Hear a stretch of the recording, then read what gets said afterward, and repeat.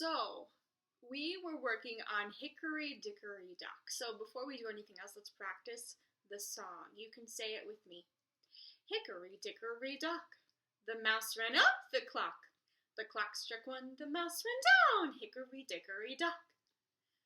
So, my challenge for you is this. Can you either find an instrument that makes an up and down sound, or can you make an instrument, or use your voice? So I'm going to give you, I'll count down from 5, and then we'll start with whatever it is. So 5.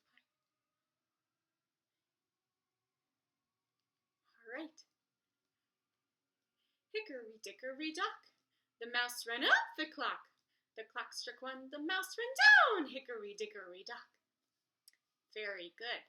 So you can practice up, down with your new instrument or with your voice.